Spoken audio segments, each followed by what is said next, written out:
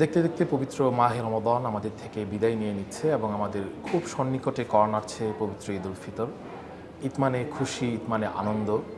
এই খুশি এবং আনন্দ শুধু নিজের খুশি এবং নিজের আনন্দই নয়, এই আনন্দ তখনই প্রকৃত আনন্দ হয় যখন আমরা এই আনন্দটাকে ভাগাভাগি করি। এবং এই সময় এসে আমার রাসূল সাল্লাল্লাহু আলাইহি ওয়াসাল্লামের সেই বিখ্যাত সতর্ক বার্তাটা খুব মনে পড়ছে। রাসূল সাল্লাল্লাহু আলাইহি ওয়াসাল্লাম বলেছিলেন, সেই ব্যক্তি প্রকৃত মুমিন নয় যে নিজে ভক্ষণ করছে কিন্তু তার প্রতিবেশী অভুক্ত থাকছে।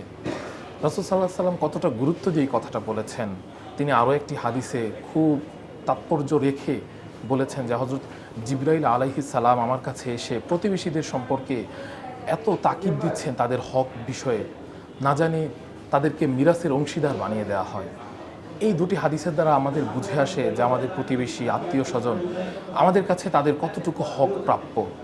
আমরা এই পবিত্র ঈদটাকে আরও বেশি আনন্দ ঘন করতে পারি যদি আমাদের এই ঈদের খুশিটাকে ছোট্ট ছোট্ট করে আমরা আমাদের প্রতিবেশীদের সাথে ভাগ করে নিতে পারি।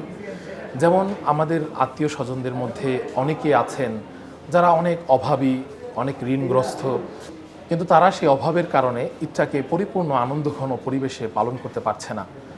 আমাদের এই মুহূর্তে যদি এই জায়গায় আমরা নিজেদেরকে ফুল স্টপ রেখে আমরা সেই আত্মীয় স্বজনের পাশে অনাকাঙ্ক্ষিতভাবে দাঁড়িয়ে যাই, তাদেরকে কোনো কিছু না জানিয়ে আমরা সামান্য গিফট, সামান্য কোনো উপহার তাদের কাছে পৌঁছে দেই, এই ঈদ উপলক্ষে তাদের বাচ্চাদেরকে সামান্য কিছু পোশাক যদি কিনে দেই, অথবা কিছু সেমাই, চিনি, পায়েস, মিষ্টি জাতীয় দ্রব্য, অথবা সামান্য কিছু বাজারও যদি আমরা তাদের বাড়িতে পৌঁছে দেই উপহার হিসেবে, তারা জানতেও পারবে না, তারা আশাও করছে না।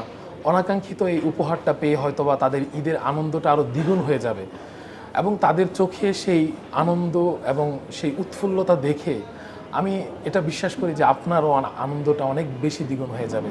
তো রাসূল সাল্লাল্লাহু আলাইহি ওয়াসাল্লামের সেই হাদিসের উপর যদি আমরা আমল করি, আশা করি যে আমাদের এই ঈদ অনেক সুন্দর কাটবে এবং আমাদের যে প্রতিবেশী এখন অভুক্ত আছে কিংবা দরিদ্রতায় আছে তার ঈদটাও পরিপূর্ণ কাটবে।